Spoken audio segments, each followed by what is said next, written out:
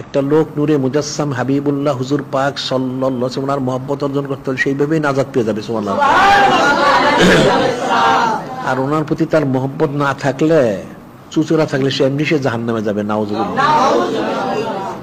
হাজার আমল করলেও কাজ হবে না।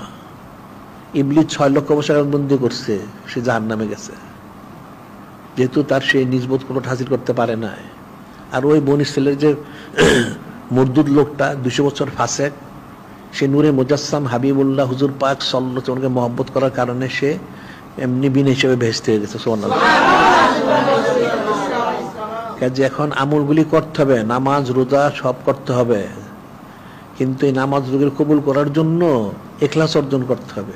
ইখলাস অর্জন করার জন্য বায়াত গ্রহণ করতে হবে, সবক নিতে হবে, জিকির ফিকির করতে হবে, সুবহাত ইখতিয়ার করতে হবে, করে ফয়েজ হাসিল করতে হবে। ফয়েজ হাসিল করলে আস্তে তার ইখলাস অর্জন হবে। ইখলাস অর্জন হলে তার সমস্ত কবুল হবে, এছাড়া কোনোদিন কবুল হবে না। এই জিনিসটা বুঝতে হবে। না বুঝলে, না বুঝার কারণে মানুষ নানান রকম সুতরা কিলোকাল করে। এখন এটা হলো যার যার আকল অনুযায়ী সে কথা বলবে। এখন তো নাস্তিক আল্লাহ পাক ওনাকে মানে না, তিনি কি করা যাবে?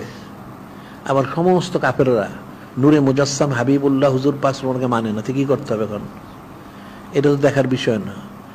আমরা যেটা প্রায় প্রতিদিনই বলি যে 1,24,000 2,24,000 নবীর সাথে আসছেন, দাওয়াত দিয়েছেন, কত লোক ঈমান আনছে? সীমিত কিছু লোক। এবার এই কাফেরগুলি 70,000 নবীর সাথে শহীদ করছে, নাউজুবিল্লাহ। এটার ফয়সালাটা কি?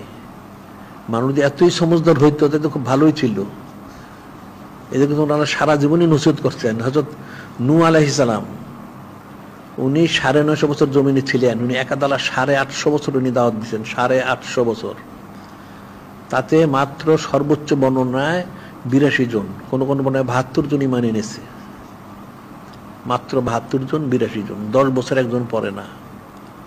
তে মানুষের অন্তরটা কেমন? তো সেই মানুষের বংশধরই তো এখন এরা, এখন তাদেরই তো বংশধর। এখন তাদের অবস্থা কি হবে? এটাতে ফিকির করতে হবে। আবুল বাশার সুবলি ওনার আওলাদিত সবাই, এখন ওনার আওলাদিত বাইরে কেউ নাই। এখন তাদের আমলটা কি, এখন আখলাকটা কি? এখন যদি ফিকির করা হয়, সারা পৃথিবীতে 300 কোটির বেশি মুসলমান। এখন মুসলমানগুলি রাস্তায় দাঁড়া করানো হয়, তাদের চেহারা দেখলে কাউকে বোঝা যায় না মুসলমান, নাউজুবিল্লাহ। অধিকাংশ লোকের দাড়িই নাই, আবার কোন সুন্নতি লেবাসের কোনো তাদের কোনো পরিচয় নাই, আবার অধিকাংশ মহিলা বেপর্দা বেহায়া, নাউজুবিল্লাহ। এই যে বিষয়টা তো কঠিন বিষয়।